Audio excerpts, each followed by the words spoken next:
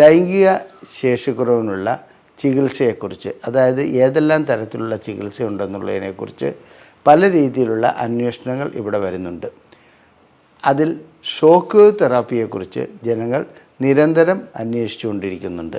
ഇത് ഒരു ശാശ്വത പരിഹാരമാണോ, അഥവാ ഇതിന് പാർശ്വഫലങ്ങളുണ്ടോ, ഇത് ചെയ്തു കഴിഞ്ഞാൽ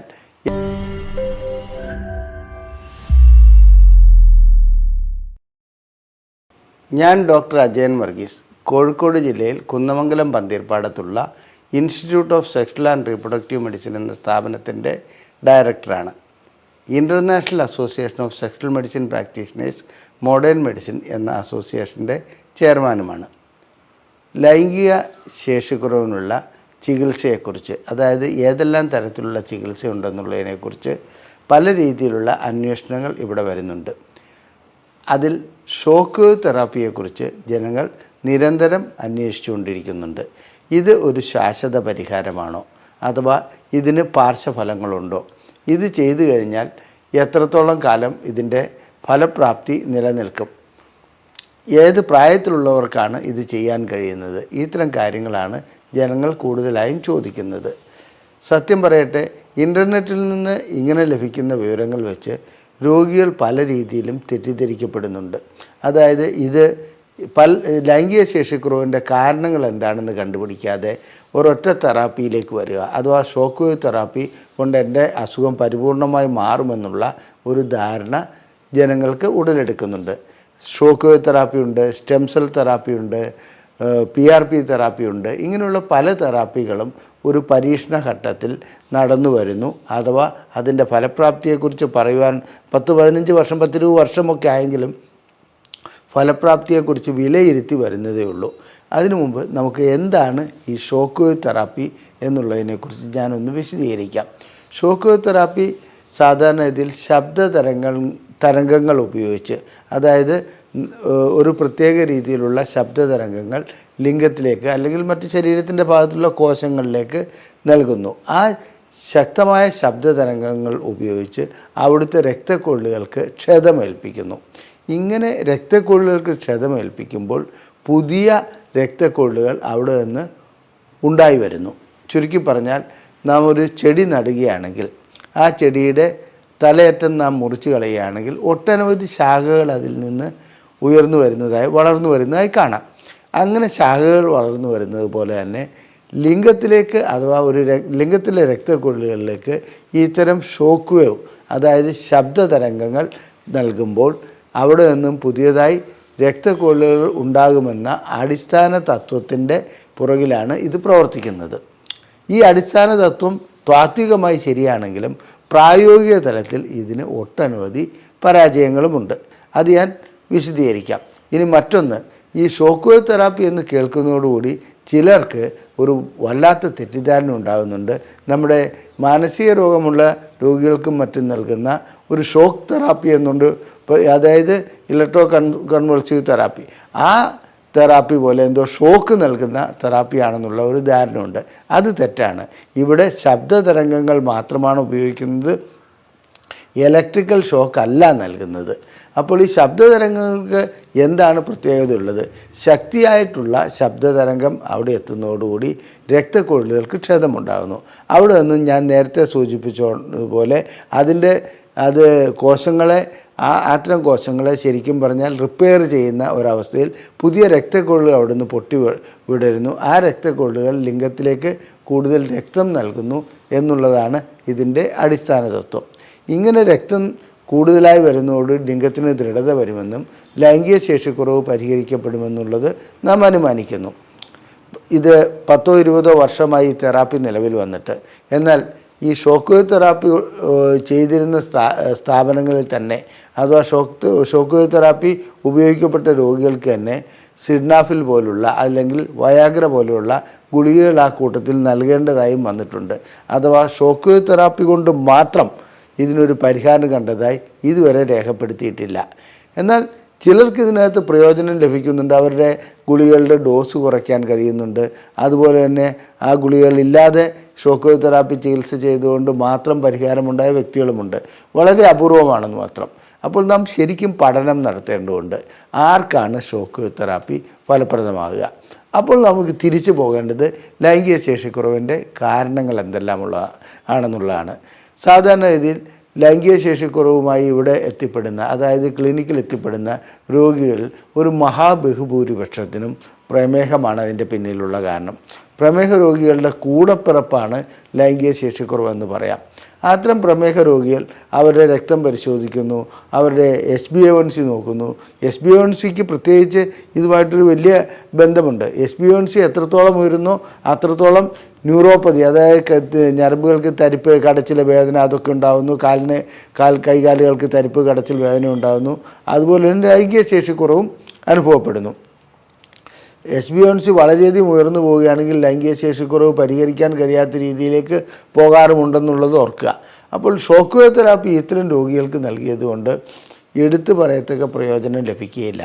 ഇതുപോലെ തന്നെ വേറെ ഏതെങ്കിലും രീതിയിലുള്ള ഘടകങ്ങൾ, ഹോർമോൺ കുറവ്, അതുപോലെ തന്നെ വീനസ് ലീക്കേജ്, ഇങ്ങനെയുള്ള പ്രശ്നങ്ങളുള്ള രോഗികൾക്ക് ഷോക്ക് വേവ് തെറാപ്പി നൽകുന്നതുകൊണ്ട് അതിന് പ്രയോജനം ലഭിക്കുകയില്ല. അഥവാ പേഷ്യൻ്റ് സെലക്ഷനാണ്, അതായത് എങ്ങനെ രോഗികളെ തിരഞ്ഞെടുക്കുന്നു ഈ ചികിത്സയ്ക്ക്, അതാണ് ഏറ്റവും പ്രധാനപ്പെട്ട കാര്യം. രോഗികളെ തിരഞ്ഞെടുത്ത് അതിൽ അവർക്ക് ഷോക്ക് വേവ് തെറാപ്പി ഉതകുന്നതാണോ എന്നുള്ളത് ഡോക്ടർ തീരുമാനിക്കും. ആ കാര്യത്തിൽ രോഗി തീരുമാനിക്കുകയാണെങ്കിൽ എനിക്ക് ഓപ്പറേഷൻ വേണ്ട, ഷോക്ക് വേവ് തെറാപ്പി മതി, ഈ തീരുമാനം വളരെ നല്ലതാണ്. പക്ഷേ എന്താണെന്ന് വെച്ചാൽ പ്രായോഗിക തലത്തിൽ അത് കൊണ്ട് യാതൊരു പ്രയോജനവും ലഭിക്കുകയില്ല. ഷോക്ക് വേവ് തെറാപ്പി നടത്തുന്നതിന് അത്രയും സാമ്പത്തികമായിട്ടുള്ള ഭാരിച്ച ചിലവ് വരുന്നുണ്ട്. ആ ചിലവ് നാം കണക്കിലെടുക്കേണ്ടതുണ്ട്. അത് ഗുണം കിട്ടാത്ത ഒരവസ്ഥയിലേക്ക് പോകും. അടിസ്ഥാന തത്വം ഞാൻ പറഞ്ഞു കഴിഞ്ഞു. ഇനി അടിസ്ഥാന തത്വം വഴിക്ക് പുതിയ രക്തക്കൊഴൽ ഉണ്ടാകുമെന്നുള്ള അനുമാനത്തിലാണ് പോകുന്നത്. അതായത് എപ്പോൾ ക്ഷതമേൽക്കുന്നു അവിടെ VEGF എന്ന ഒരു ഘടകം വരുന്നു. ആ ഘടകം വഴിക്ക് പുതിയ രക്തക്കൊഴലുകൾ ഉണ്ടാകുന്നു. ഇതൊക്കെയാണ് ഇതിൻ്റെ അടിസ്ഥാന തത്വം. ഇതൊക്കെ പറയാമെന്നുള്ളതിൽ എത്രത്തോളം പേർക്ക് പ്രയോജനം ലഭിച്ചു എന്ന് ചോദിച്ചാൽ, നമ്മളൊരു സർവേ നടത്തി കഴിഞ്ഞാൽ ഈ ഷോക്ക് വേവ് തെറാപ്പി കൊണ്ട് അത്ര വലിയ പ്രയോജനം ലഭിച്ചില്ല എന്നുള്ളതാണ് പറയുന്നത്. ഇതിന് പകരം വയ്ക്കാവുന്ന മറ്റൊരു തെറാപ്പിയാണ് സ്റ്റെം സെൽ തെറാപ്പി, അതുപോലെ തന്നെ PRP തെറാപ്പി. അതിനെക്കുറിച്ച് ഞാൻ വേറെ വിശദീകരിക്കുന്നുണ്ട്. ഇനി അടിസ്ഥാനമായിട്ട് നാം ആദ്യം ചെയ്യേണ്ടത് എന്താണ്? രോഗി വന്നു കഴിഞ്ഞാൽ രോഗിയുടെ ലൈംഗിക ശേഷിക്കുറവിൻ്റെ കാരണം എന്താണെന്നുള്ളത് കണ്ടുപിടിക്കണം. ഇത് രക്തസംബന്ധമായതാണോ, ഞരമ്പ് സംബന്ധമായതാണോ, അതായത് ന്യൂറോൺ സംബന്ധമായതെന്ന് പറയുമ്പോൾ നാം ലൈംഗികമായി ചിന്തിക്കുമ്പോൾ നമ്മുടെ തലച്ചോറിൽ നിന്നും സിഗ്നലുകൾ നട്ടെല്ല് വഴിക്ക് ലിംഗത്തിലെ പൊടൻ്റൽ നെർവ് വഴിക്ക് ലിംഗത്തിലേക്ക് എത്തുന്നു. അപ്പോൾ ലിംഗം ഉയർന്നു വരുന്നു. ഇതിനേതെങ്കിലും തടസ്സമുണ്ടാകുകയാണെങ്കിൽ അവിടെ ഷോക്ക് വേവ് തെറാപ്പി ചെയ്തുകൊണ്ട് പ്രത്യേകിച്ച് ഗുണമൊന്നും ഉണ്ടാകുകയില്ല. ഇനി ഈ വ്യക്തി കഴിക്കുന്ന ചില മരുന്നുകളുടെ പാർശ്വഫലമായിട്ടാണോ, അതായത് പ്രഷറിന് കഴിക്കുന്ന മരുന്നുകൾ, ക്യാൻസർ രോഗത്തിന് കഴിക്കുന്ന മരുന്നുകൾ, അതുപോലെ ചില ഹോർമോൺ തെറാപ്പി ചെയ്യുമ്പോൾ കഴിക്കുന്ന മരുന്നുകൾ, ഇത്തരം മരുന്നുകൾക്കൊക്കെ ചില മരുന്നുകൾക്ക് ലൈംഗിക ശേഷിക്കുറവ് സൃഷ്ടിക്കുവാൻ കഴിയുന്നുണ്ട്. അത്തരം മരുന്നുകളുടെ ഫലമായിട്ടാണോ, ഇനി അതല്ല ഇദ്ദേഹത്തിന് ഉണ്ടായിരിക്കുന്ന മറ്റു ചില മാനസിക സമ്മർദ്ദത്തിൻ്റെ പുറത്താണോ ലൈംഗിക ശേഷിക്കുറവുണ്ട്, ഇതെല്ലാം വിലയിരുത്തി കാരണങ്ങൾ കണ്ടുപിടിച്ച് വ്യക്തമായ പരിശോധന നടത്തി അതിന് ശേഷമാണ് നാം തീരുമാനിക്കേണ്ടത് എന്താണ് ലൈംഗിക ശേഷിക്കുറവിൻ്റെ കാരണമെന്ന്. അപ്പോൾ ഏത് ചികിത്സയാണ് ഉതകുന്നതെന്ന് അതിനനുസരിച്ച് തീരുമാനിക്കാൻ കഴിയും. ഷോക്ക് വേവ് തെറാപ്പിയോ PRPയോ സ്റ്റെം സെൽ തെറാപ്പിയോ ഒരൊറ്റമൂലിയല്ല. അതെല്ലാ രോഗികൾക്കും പ്രയോഗിക്കാൻ കഴിയുന്ന അഥവാ അവരെ അതിന് വിധേയമാക്കേണ്ടതുമല്ല. ആ രീതിയിൽ പേഷ്യൻറ്റിനെ സെലക്ട് ചെയ്തിട്ട് ഷോക്ക് വേവ് തെറാപ്പി നൽകുകയാണെങ്കിൽ തീർച്ചയായിട്ടും അതിന് പ്രയോജനം ലഭിക്കും. ഇവിടെ സാധാരണ രീതിയിൽ കണ്ടുവരുന്നത് ഏതെങ്കിലും ഒരു ആസ്പത്രിയിൽ ഷോക്ക് വേവ് തെറാപ്പി ചികിത്സ ഉപയോഗിക്കുന്നുണ്ടെങ്കിൽ അതുതന്നെ ആവും ശരണമെന്നുള്ള രീതിയിൽ രോഗികളും ഡോക്ടർമാരും മാറുന്ന ഒരു ഗതികേടിലേക്കാണ് നാം ഇപ്പോൾ പോയിക്കൊണ്ടിരിക്കുന്നത്. തൻ്റെ കൂട്ടുകാരന് ഷോക്ക് വേവ് തെറാപ്പി ചെയ്തതുകൊണ്ട് ഗുണം കിട്ടി, അതുകൊണ്ട് എനിക്കും ഇത് ചെയ്യണമെന്നും പറഞ്ഞ് പേഷ്യൻസ് വരുന്ന ഒരു അവസ്ഥ വരുന്നുണ്ട്. ഇത് തെറ്റാണ്. 2 രോഗിയുണ്ടെങ്കിൽ ആ ഓരോ രോഗിക്കും ഓരോ കാരണങ്ങളായിരിക്കും. ഓരോ രോഗിയും വ്യത്യസ്തപ്പെട്ട രീതിയിലായിരിക്കും കാണപ്പെടുന്നത്. അതുകൊണ്ട് അത് വിലയിരുത്തിയിട്ട് മാത്രമേ ചികിത്സ എങ്ങനെ വേണമെന്നുള്ളത് തീരുമാനിക്കാൻ കഴിയുള്ളൂ. ഷോക്ക് വേവ് തെറാപ്പി പ്രധാനപ്പെട്ട പ്രശ്നം ഇതിൻ്റെ സാമ്പത്തിക ബാധ്യതയാണ്. ഏതാണ്ട് ഒരു ആഴ്ചയിലൊന്ന്, അതായത് 5 ദിവസത്തിന് ശേഷവും 8 ദിവസത്തിന് താഴെയുമായിട്ട് ഓരോ ഷോക്ക് വേവ് തെറാപ്പി നൽകേണ്ടതുണ്ട്.